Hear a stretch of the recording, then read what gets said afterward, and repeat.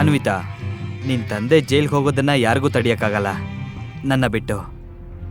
ತಗೋ, ಕೇವಲ ಒಂದು ಡ್ರಿಂಕ್, ಜಸ್ಟ್ ಒನ್ ಡ್ರಿಂಕ್ ಕುಡಿದು ಚೆಕ್ ತಗೊಂಡು ಹೋಗು. ಯಾಕಿಷ್ಟು ಯೋಚನೆ ಮಾಡ್ತಾ ಇದೀಯಾ?